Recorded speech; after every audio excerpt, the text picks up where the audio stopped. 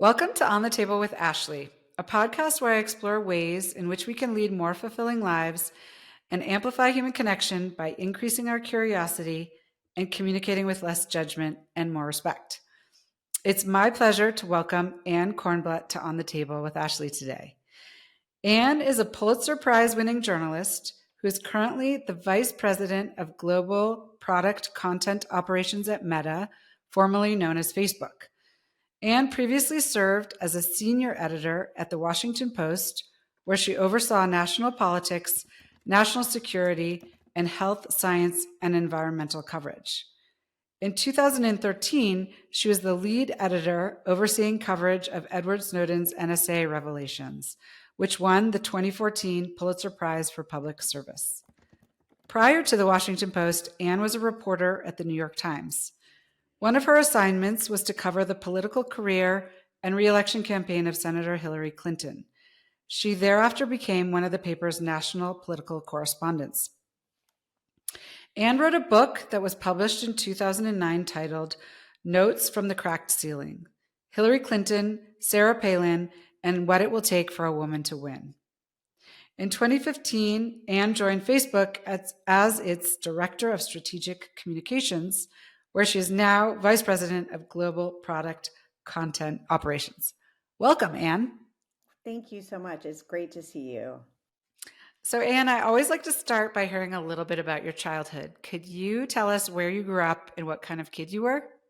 Sure. Well, let's see. I grew up just outside Washington, D.C. I was a pretty academic kid. Some might say nerdy. I grew up playing a lot of classical music, violin and cello, but I was really interested in news and writing from a very young age. I grew up right near the CIA and kind of thought of myself as a spy. And in fact, Harriet the Spy was my favorite book as a child. So, not a big surprise that I would want to go then into a spy like profession known as journalism. So it's funny because I usually ask, like, what do you think led you to whatever your profession is?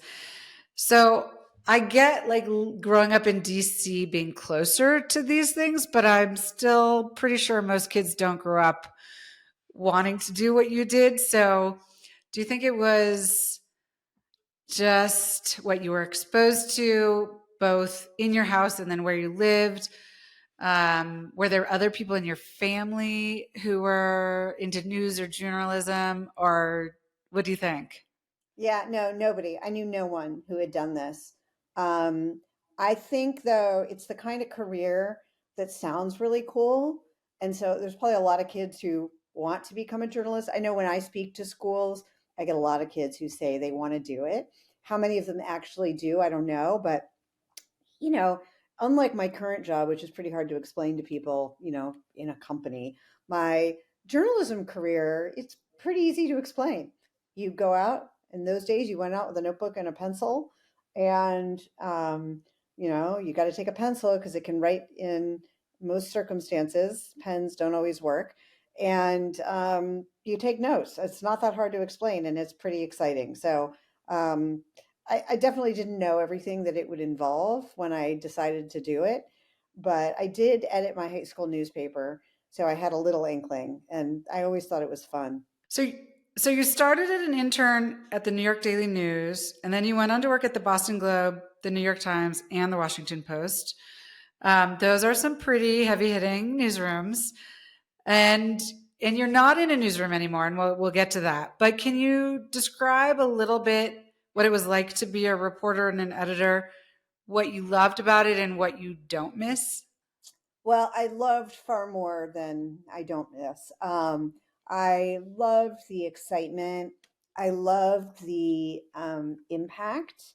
I loved just as a curious person getting to learn about something new all the time. Um, and one thing I loved in the beginning that grew a little tiresome was just how unpredictable it would be. Every day is different. You never know the story that's going to come along for the most part. And that was amazing for, I don't know, the first 20 years. At a certain point, having my holidays and evenings and weekends consumed by unpredictable major events got a little old. So today I don't miss that so much, but it was still fun even when it happened. Yeah. Yeah. Can you tell us what inspired you to make the transition from journalism to Facebook, now Meta? Sure. I realized at a certain point as I was climbing the ranks of being an editor that I did not know what the digital future would bring for news. And if I was going to be a leader, I thought I would need to know more and be able to lead. So I took a year at Stanford. I did a fellowship called the JSK Fellowship at Stanford, and I took all my classes in the business school. And at the end of that year, I realized I knew even less than I thought I did. Once you start to dig and you discover that your knowledge isn't really insufficient. So at that point, I debated what to do and ultimately wound up staying in California so that I could see what the media landscape would become. And that was, gosh, 9 years ago. So it feels like it was just yesterday, but it was actually quite a while ago. Yeah. And what does product content operations mean? Like, what is your job, or how has it changed over the 9 years that you've been at Meta? Oh, good question. Well, I've been in a couple very, very different jobs at Meta. When I first got there, I started out doing communications for Sheryl Sandberg, who was still COO at the time. I then did a lot of crisis communication. There've been a few crises in my time at the company, which thankfully have leveled out some. And then in 2018, I moved over to the role that I'm in now, where essentially we help. It's a group of some journalists, some program specialists, some people who have expertise in content, but we're essentially helping identify the best content on the platform and set standards for what the best content should be so that we can have that consistently reflected at scale across the platform. So it involves a pretty technical approach to working with the machine learning and helping teach the systems how to identify and amplify the best content that we have to offer. So that is a very big topic. It is. um, so there are a lot of different directions we could go, but I think a lot of them are probably being covered by other people. Can you talk a little bit? So you went to California to try to kind of figure out what is this digital age for journalism going to look like. You are at a company that has one of, if not the biggest reach for providing content to people. So 9 years later, what is your sort of philosophy on how the digital age has affected journalism, how we consume our news, and ultimately how that, this is a big question, but ultimately how that affects what people think and what they do? Yeah. Do we have 6 hours? That is a big topic. Um, I think for myself personally, which is a good place for me to start, um, the through line in my career is wanting to help people identify the best information they need, um, the information they need to live the lives they want. And um, we can call that news, but I also think that that's just information, and that generally speaking, what I call news might be one thing, and what you call news might be in the realm of sports or entertainment or wellness. And so I don't draw as big a distinction between news and non-news as others might. Um, I don't know that what I'm about to say is revolutionary, but the internet has obviously brought with it enormous challenges for the news industry. My hope has been all along the news industry will start to innovate more and more, because although there's obviously been a big impact of the platforms on the industry, um, I think there have been other influences that have also created headwinds for the news business. I think that polarization, it exists on the platforms. It also exists on old school television, and it exists in people's day-to-day lives. And that's a societal issue that I think is still one that needs to be tackled. And in terms of finding a sustainable business model, my hope has been and remains that the news industry will find ways to meet people where they are. I remember back when I used to work at the Washington Post, we used to talk about the fact that it was, at the heyday of newspapers, still the case that people bought the paper for the sports section and the comics. And the number of people who are deeply engaged in the hardcore news of the day every day, which is the way I often am, it's not a huge number. A lot of people come to news for lots of reasons: to see who's going to win an Oscar, to learn when to plant seeds for the new season, and find recipes. And so I think, fortunately, we've seen some institutions like the New York Times is a great example, really capitalize on people's varied interests, and that helps support the whole news business. And there's also a lot of other really interesting models, such as nonprofits that news organizations are following. So, I think there's still a great kind of sorting that's happening, and I think we're still relatively at the beginning of it. I feel really fortunate to be in a role where I can help support the whole information ecosystem in a way that's objective and responsible and fits within our guidelines, and also allows for the greatest amount of speech possible without doing damage. Because I do believe that in general, people should be allowed to, share their thoughts. I think that's one of the coolest parts about the internet era. Yeah. I mean, I think there are so many wonderful things and then so many difficult things. Um, one is that people can write without being journalists. So they're not necessarily doing the work that you used to do. And then they're sharing that information, and then that information can be shared virally. And I mean, there's so many, it's such a deep topic. I honestly don't think we can even scratch the surface of it. But it's very cool to hear, what you're trying, what the focus is for what you're doing at Meta. How big is your team? It fluctuates in size. I think right now, gosh, we've got, I think, about 150 people, but it fluctuates up and down depending on what we're working on. And are those people all over the world, so that you're covering news as it's happening wherever it's happening, or you're kind of processing? Yeah, and yeah, that's processing is a better word, or reviewing. And it's really not. I mean, it can be reels, which is short form video, looking at it to identify traits that could be important to our systems. But yeah, we do it that way so that we can support things 24 hours, because we have people in all different markets. But our focus primarily is the U.S. and a few other important markets. Not every country, fortunately. Yeah. That would be too much. Yeah. Okay. I feel like there's so much to talk about there, but we have so many other things to talk about. So I know you used to do a lot of political commentary on television, and I was wondering if that's something you miss and or think you would ever go back to, because you were so good at it. Oh, you're so nice. Thank you. Um, I think it's changed a lot. I sometimes could miss the old version of it, but I think the new version is much more aggressive than I ever was. I am pretty good at being objective and talking about all the different perspectives. And that's not as tenable a place as it used to be. News consumers now are really looking for many, I shouldn't say all, many news consumers are looking for a version that's specific to what they have come to believe. I really love being an editor. It's one of the reasons I love being a people manager. I've always found that I can hire people who are smarter than I am and help them flourish.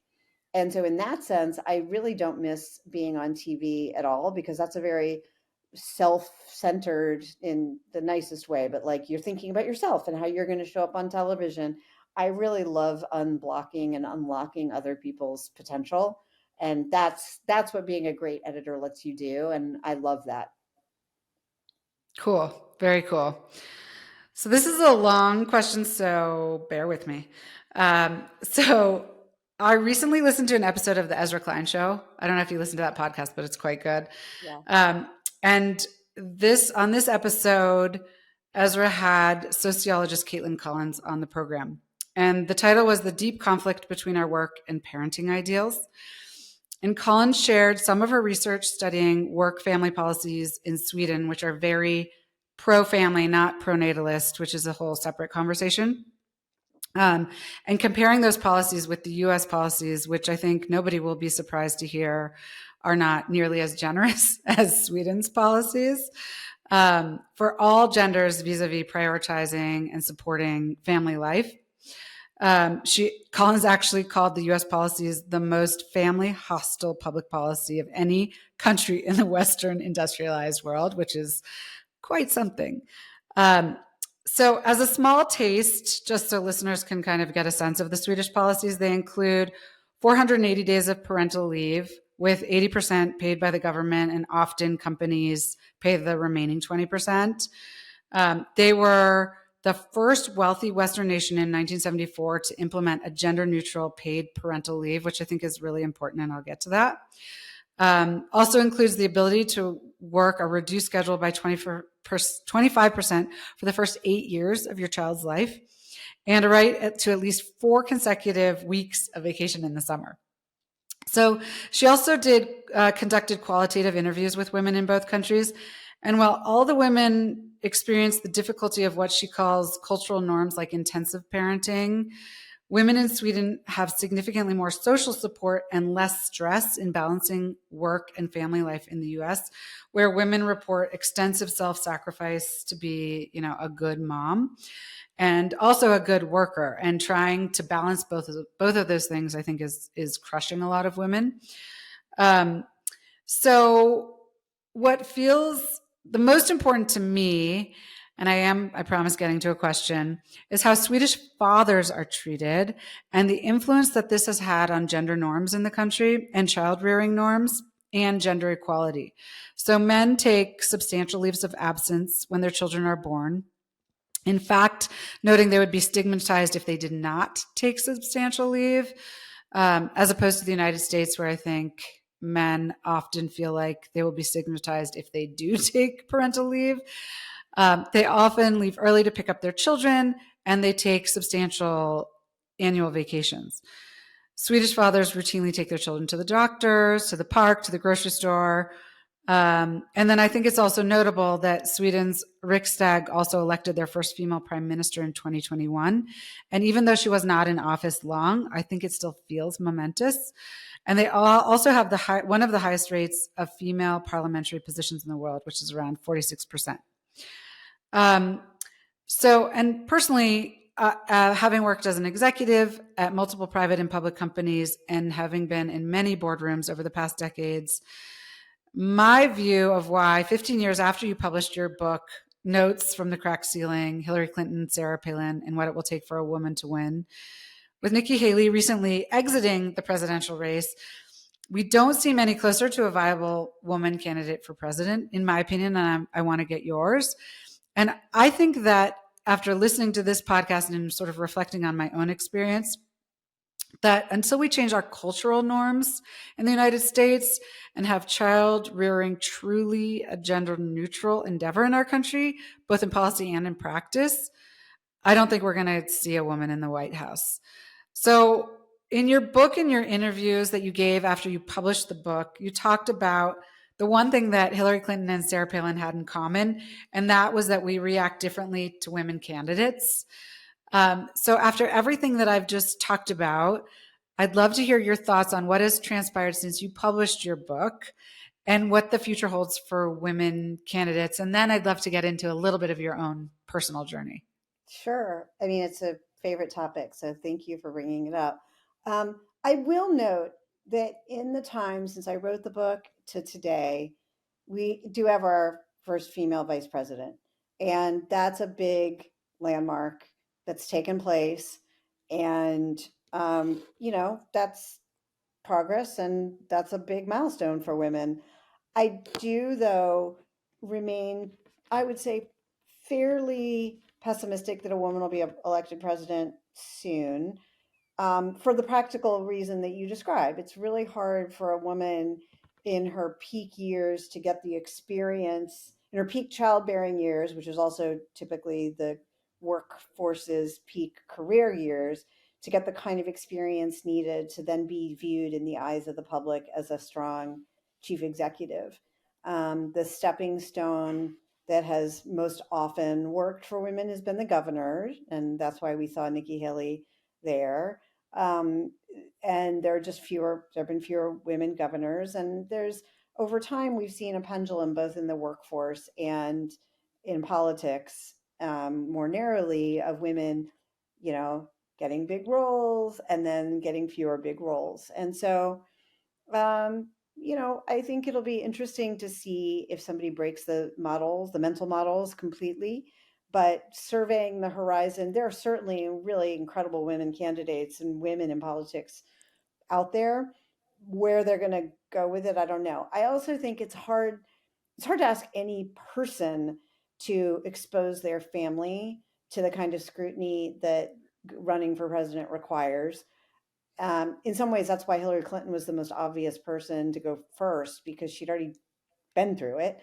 And that's only gotten harder in the years since I wrote the book. And the level of online damage that can be done, deep fakes, Gen AI generated videos. It's just really hard to ask any parent to do that.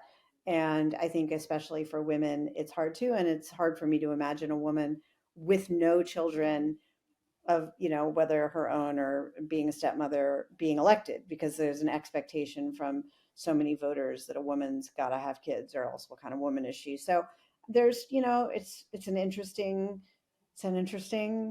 prospect. We'll see if my own daughter wants to go for it someday, but now we live in Silicon Valley and she just wants to be an entrepreneur. Well, I do think there's something to you. Kind of have to wonder why anybody would want the job. It's such a hard job, and just to get there, what you have to go through is so intense. But it does feel like it's more than just that for women. That it is, societal norms and gender norms, and I wish I had more hope that that would change, but I don't really see things changing super dramatically, in sort of the gender norms and the cultural norms. I don't know if you feel differently, if you see differences. And I don't know, whatever you're comfortable talking about in your own journey, from being, in the newsroom where, as you said, at a moment's notice, you would have to change your plans. And, I would imagine, would be very difficult to raise a family under those circumstances, to now working for one of the biggest technology companies, which, I assume you have more control over your life, but still you're working for one of the biggest public companies. And so I'd love to just hear sort of your own journey as it parallels sort of talking about women in the workforce and gender norms, and sort of what that has meant for your career. Yeah, thank you. It's a good question. Um, well, I've been fortunate in both settings to work for really fabulous people, and so that, even if public policy hasn't meant that I had, you know, months and months of parental leave, I've certainly had great supportive managers over time. Um, I definitely have more control over my schedule as a tech executive than I did as an editor and as a reporter. But it's still intensive. I'm also very fortunate to have a husband who does a lot of the parenting and enjoys it. And so there's not been pressure of me on me to only do one or the other, and which is good, because I wouldn't there would be no peace in the home if I didn't have something to keep me busy other than my kids, because there's a lot of the kid stuff that I do my best, but I'm not that great at. So, so I'm very lucky to have a very supportive husband, and now to work for a company that I think largely thanks to Cheryl's influence when she was the COO, but also having a CEO who himself takes parental leave when he has a kid. There's a really great example set, and there's a real opportunity to do both things. But I have another lens on it, though, which is that most people in this country and the world have to work. The idea of not working is a very, um, like we've had to work. We had to work for financial reasons. We've had to work to fulfill our what we consider our obligations to society. So I consider myself really lucky that I've been able to work and to work at things that I want to work at, because there's not many places in the world where you get to work, get paid for it, and share with your partner. So yeah, I work a lot of weekends, but I also know so do many, many, many people. Yeah. Yeah. And you were going in and out a little bit there, but I think you were saying that at Meta, that there's actually more of a culture of sort of family. I don't know if family friendly is a way you would say it, but I was actually like surprised and delighted to hear that, if that is true, It's not or true. your experience, I should say. It's not true. Well, first of all, it helps when what you have to compare it to is a newsroom. Okay. Yeah. And there are policies that allow people paid time off and medical leave. When I was at the Washington Post, because my husband and I both worked there, under the policies at the time, we each got 2 weeks of paid parental leave. And so, Meta's many months, and I didn't have my kids here, but I wish I had. But also, I think it is a company that, because it's been profitable, it's been able to, give people the ability to take time when they need it. I've been working on setting boundaries. That's something everyone has to work on in their lives. But yeah, I think compared to a newsroom, the tech world is intense, but it's certainly not more intense. How do you feel your work covering Hillary Clinton's campaign has influenced your viewpoints about women in power then and now? Oh, yeah, great question. Um, I really had never thought much about women in power until I covered her campaign. I'd only covered men. And I was raised in an era when everybody said women's issues have been solved, right? It's the 90s, everything's good.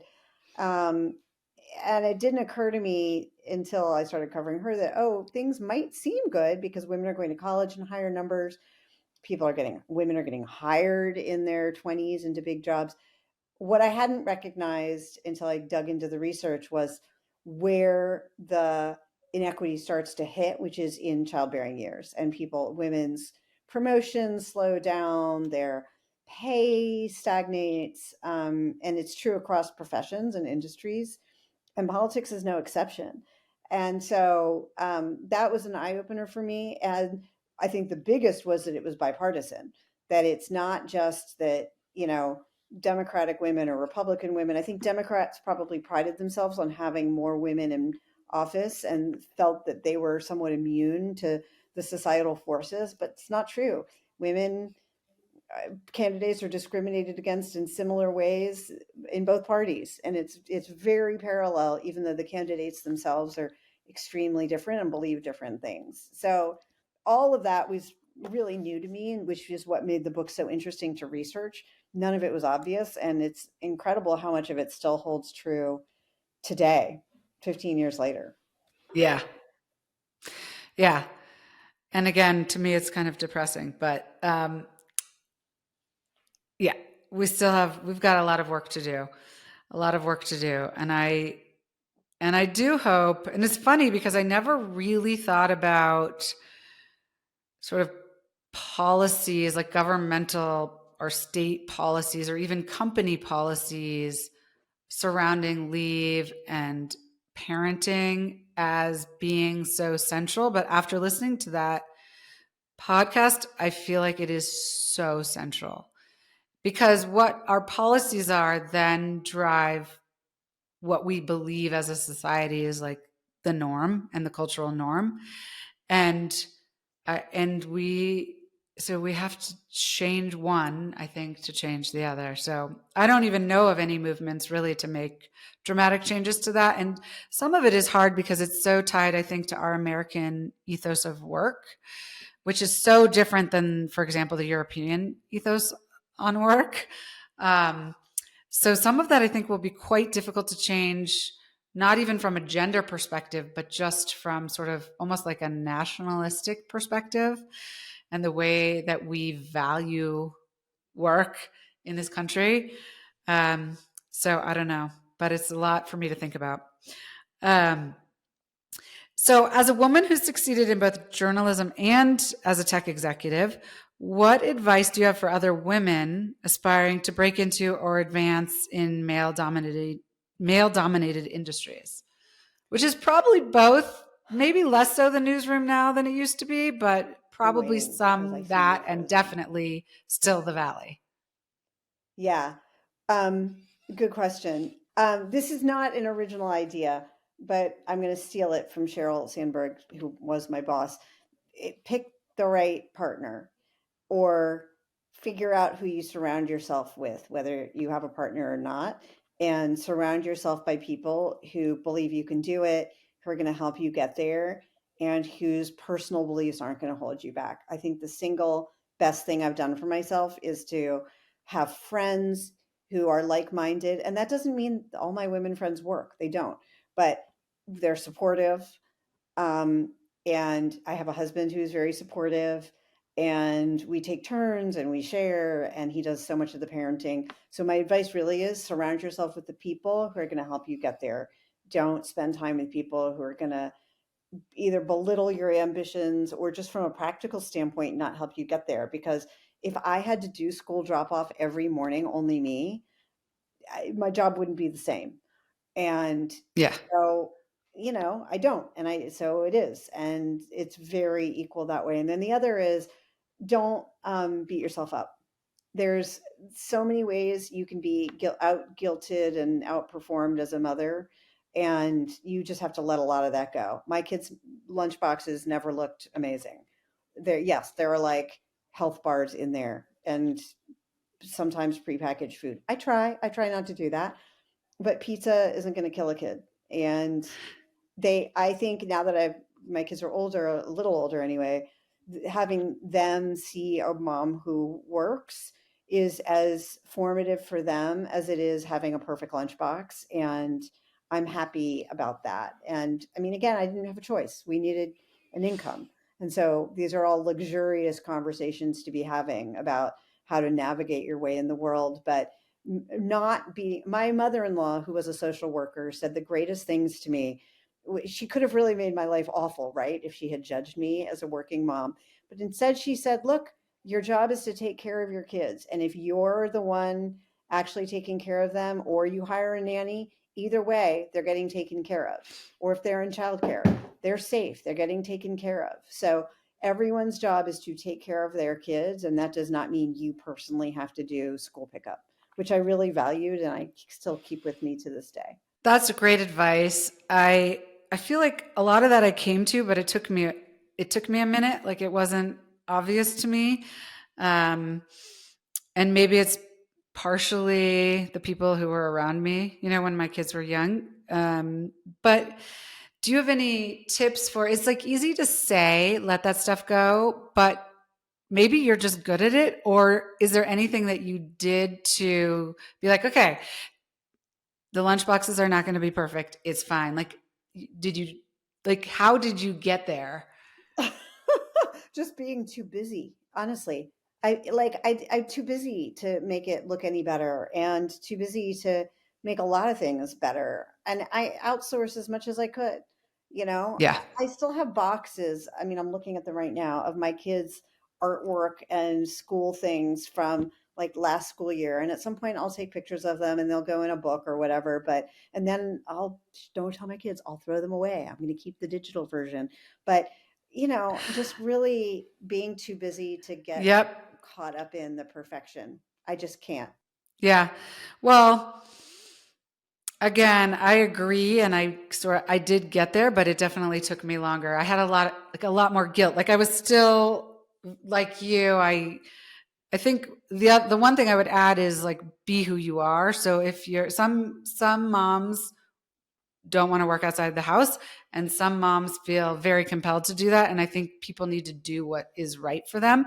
So it was very clear to me like I definitely needed to work outside of the house, but I had a lot of guilt about it for a lot of years. So it took me a long time to sort of come to the place where like it is the right answer and my kids will be fine if I'm not making their lunch. Yeah.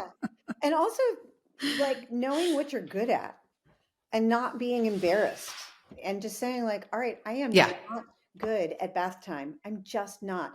And once I owned not being good at bath time, I felt a lot better. Instead of me being in there on my knees and getting frustrated and having no patience and then not getting all the soap out and then they're crying, I'm like, all right, forget it. You know what? It's okay if my husband or a grandparent or a child care provider does it, or they don't bathe every day. Like it is Yeah. not the end of the world. And so really putting the things in perspective that matter. But I'm making it sound easy. It's not easy. There's a lot of social No. pressure, but it's in the long run. I do remind my colleagues and friends who are new mothers, like your job from 0 to 2 is to keep them alive. That's it. That's your whole job. Everything else is gravy. Just do that. Keep them Yeah. alive. 2 to 5. Yeah. Okay. Make sure they read some books and they're socialized. And Yeah, then, yeah, yeah. their memories. Don't take them on a great trip before they're 7. They're not going to remember it. And it's a huge pain on a long haul flight. Like there's just all this stuff that you don't have to do until later. Is there anything that I haven't asked you about your work that you would like to share? Oh, that's a really good question. I think there's this idea that's taken root that you have to love your work. I do think it's important to find your work interesting and challenging. I also think it's fine for women to acknowledge that they need to earn a paycheck and that we've put a lot of pressure on ourselves to say, is it fulfilling me? Do I love it? And that is great if it fulfills you and you love it. It's also okay to acknowledge reality. And I wish someone had told me that early on, that there were going to be days, weeks, months, maybe even years where part of the thing I liked about my job was that I was supporting myself and supporting my family. And to acknowledge that as it, as opposed to I need to go be fulfilled every second of every day. Because I think if you come in with that high of an expectation, you may never find the right job for you. And I see people really struggle, younger people especially, with the idea that they don't love every aspect of their job all the time. And sometimes, I mean, we joke about this. That's what the money's for, right? It's a job, and learning how to navigate the world, which is full of things you don't like and realities and practicalities that aren't fun, I think is just something we overlook as society. There's so many people in so many countries. I have a friend who's from India who talks all the time about this, what she views as like kind of ridiculous debate we have with ourselves about being fulfilled. And yeah, you know what? Sometimes work is stressful and so is school, and you do a lot of homework. And life isn't necessarily supposed to be easy. There's hard things that happen, and that is the privilege, that's the price you pay for the privilege of being alive. So I think that's probably the advice I would give people, is to lower their expectations a little bit. That doesn't mean hate your job or stick with a mean boss, absolutely not. But pick your battles, decide what really matters to you. Don't say to yourself, if I'm not loving my job every day with a perfect supportive manager and also doing the perfect lunchbox, that you're somehow falling short. That's my advice. I think it's great advice. And I talked on a previous episode. My niece was out here visiting, and she's a senior in high school and looking at colleges. And we were having this discussion. Like, I was asking her, do you have any sense of what you would like to study or do? And she doesn't really know.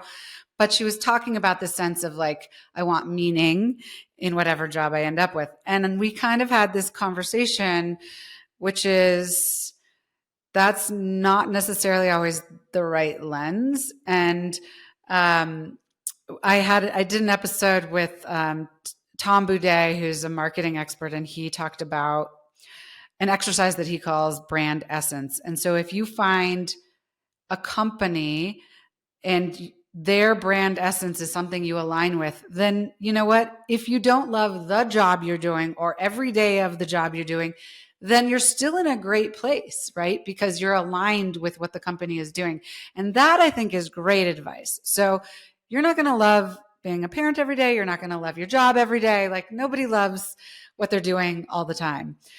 But if you can align sort of philosophically with whatever it is that you're spending all of your time doing, whether it's parenting or what you're doing, like the company you're working for, the people you're working with, you're in a great place. And it is kind of almost frightening to think that people feel like they need to be fulfilled all the time because it's not realistic.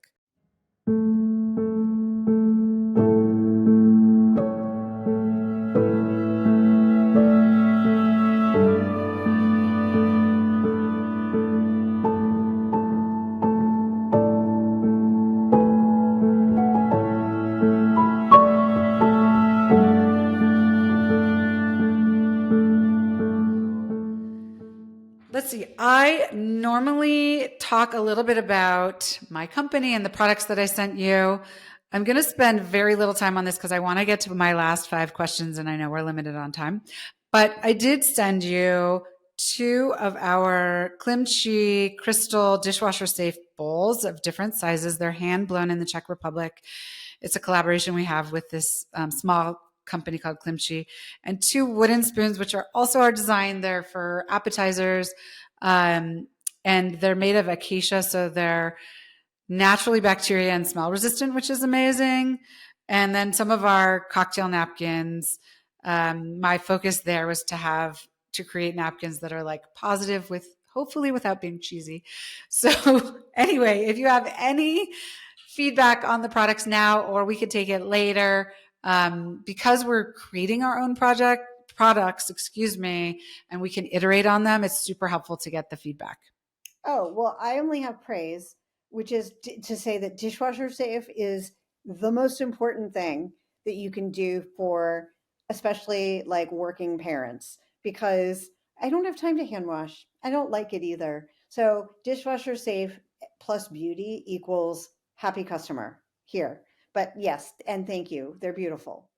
Oh, thank you so much. Yeah. So the goal is really to be like practical, everything dishwasher microwave safe, and beautiful. And also for some of them, we're like rethinking the design. So like my cutting board has cutouts so you can easily move it, and just trying to think through, how I store things, how I use things, and trying to improve upon them. So amazing.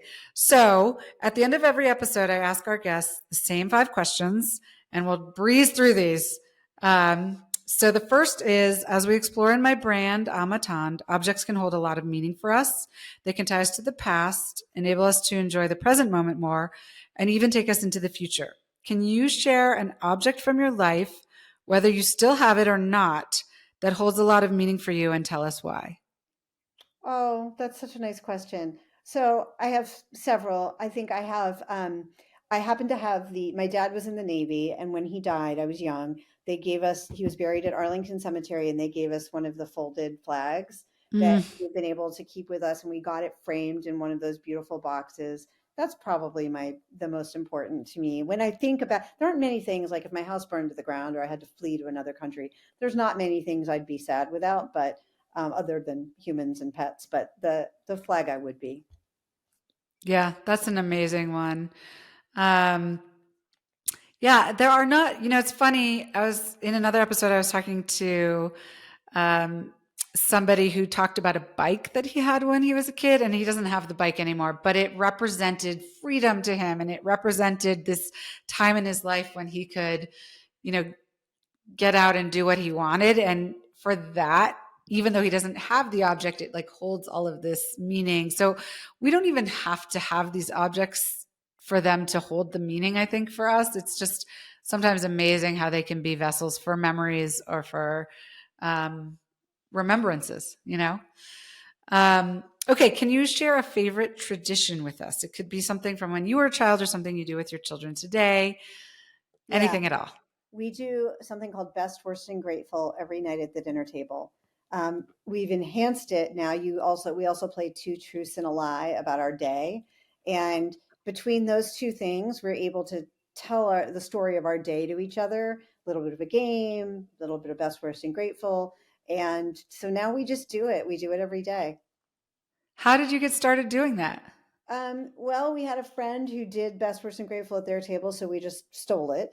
And then one of the kids one day started in with Two Truths and a Lie, and we just combined them. And now that's the full 10 minutes we can get the kids to sit at the table for. So we do it.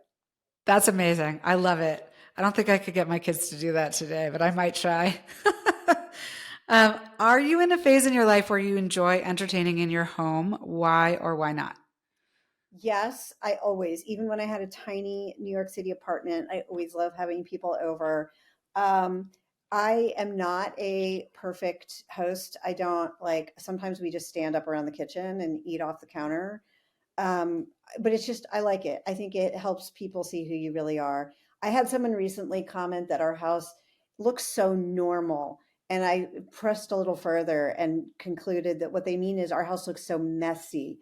And you know what? That's true. Our house is messy. We have a dog crate. We've got dog toys everywhere, kid stuff, and that's okay. I don't care. Judge me. It's nice to have people over. Do you have any tips for entertaining? So my sister, when she was on, she said, like, let go of the dust bunnies, which is kind of what you're saying. Like, it's okay. If your house is messy, who cares? People just want to be together. But is there any tips that you have? Oh gosh, that assumes I'm any good at it. No, I think I agree with your sister. Just like people feel comfortable in a home that isn't perfect. They Yeah. they feel themselves less judged. So I would just say like let it go, let people over. Yeah. It's fine. Unless you're like really gross, but then, you probably aren't having people over. But we're really gross sometimes. We have a one child creating a slime factory in our house. So it's pretty gross, but that's fine. People think it's funny. Okay. Do you have one or two top resources, books, websites, podcasts, courses, whatever that you can recommend? It could be related to journalism, content curation, or just an interest that you have. Um, Gosh, I don't have one. I have so many different ones that I go to. I think Substack is pretty amazing as a resource to find your thing. I do encourage people to always read the news, even if you're just reading the headlines, but go to a trusted source. Um, so I would say Substack is probably, even though there are some authors on Substack that I wouldn't subscribe to necessarily because I wouldn't trust their what they believe. I think if you're somebody who wants the news and you don't want to go join like the New York Times, although I do and I recommend it, Jessica Yellen, who is someone I have followed for a very long time, is on Instagram. She's a great source of news and she's just a person delivering the news. So I'd probably recommend her. That's great. Okay, last question. What do you do for yourself? You're very busy, both at home and at work. Do you have a practice, a focus, a habit, or a daily routine that you adhere to that contributes to your success or your well being? I walk on my treadmill. I have a treadmill in my office. I walk on it. I try to do 4 miles a day and I read and I watch Netflix as I go. I realize that that seems crazy. I live in like a beautiful place where the weather's always perfect. I should be out hiking. I do not like hiking. I like reading. And so I read and I walk. And that is my personal practice, no matter how many times my spouse tells me I should just go outside. Doesn't matter. I like reading. It works for you. Amazing.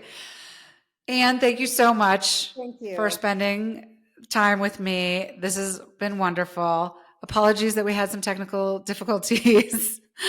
And I hope to see you soon. Likewise, and congratulations on the company and on your podcast. They're amazing. Oh, thank you so much.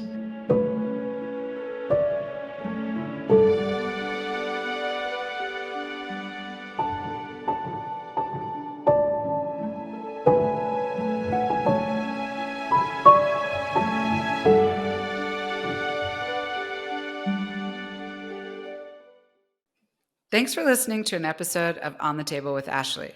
Subscribing to, rating, and reviewing our podcast helps us to continue to record great interviews. So please subscribe, rate, and review wherever you get your podcasts. If you're interested in learning more about the products we talked about on the show, visit âmeatendre.com. That's AMEATENDRE.com to check them out. When you become a member by sharing your email on our website, we'll share special discounts that relate to products discussed on each episode. Finally, email us at reachoutanytime@âmeatendre.com with thoughts you have or ideas for topics or guests for future episodes. Thanks for listening.